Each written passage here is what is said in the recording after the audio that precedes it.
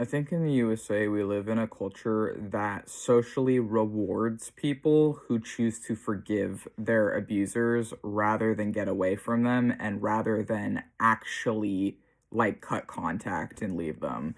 I think that when people actually choose to be solidly done away from their abusers and no longer put up with it, no longer justify it, regardless of whether that's a spouse, a parent, some other connection, a former coworker, or whatever else it may be, in an imbalanced power dynamic, when the person who had less power in that dynamic and was mistreated in that dynamic chooses to just be done with it, I think that they get socially condemned. And I think that people who choose to just put up with it and forgive the person hurting them get rewarded. And I think that this plays into part of how it can really be a form of self-sabotage, I feel like, because in forgiving someone that is directly causing you harm, you are ensuring they are able to continue causing you harm in the future. You are ensuring that they are not facing consequences for that and that you are essentially stuck with them.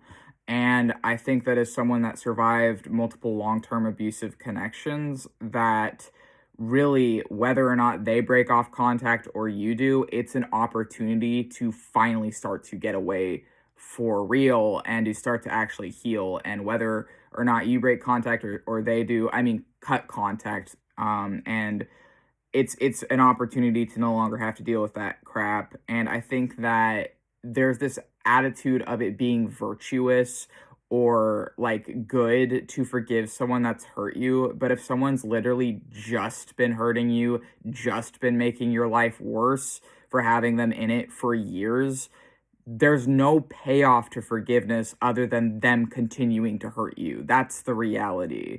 You can't expect these people to change because they're not going to change because they don't care. They genuinely truly do not care. They do not care that they're hurting you. They do not care about how their actions affect you. That's the whole thing.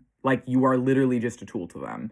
So to me, it's just kind of like when people are like, oh yeah, and I forgived my abusive parent and I forgived my abusive ex-spouse or I forgived whoever. And it's like, well, good for you. But in my opinion, it's selfish because oftentimes these people are not just abusing one person. Oftentimes predators are abusing multiple people. So in choosing to forgive someone like that, you're literally just letting them get away with it. It just continues to allow them an excuse to harm more people. You have to hold them accountable. You have to hold them accountable for yourself, for their other survivors, regardless of the consequences. And the reality is, it is way, way harder to stop forgiving a long-term abuser and to finally just be fucking honest about what they've done and who they are. It's way harder to do that than it is to just forgive them because you're used to forgiving them. When you've been around a long-term predatory person, you are used to dismissing them. You are used to it being normalized.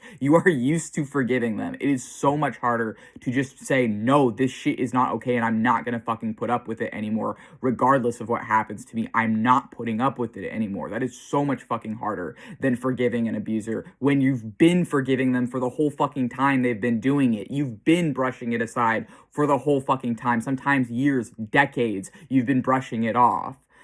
And also, to me, it's just other people will shame you for it. They will shame you for it. People who are still stuck in the abuse, sometimes there are other survivors even who are still stuck in it, will shame you for it. And you don't need to fucking live your life as a fucking battery for someone else. There's literally no payoff to that. And there's a lot of people, unfortunately, that will take advantage of young people, sometimes children, teenagers, whatever, and will literally just hurt these people while they're still vulnerable and developing. And oftentimes they get away with it. Oftentimes you're stuck in these relationships until your 20s or sometimes later. And it's like, what is actually the payoff? Yeah, sometimes you can get food, water, housing, healthcare, whatever from these people.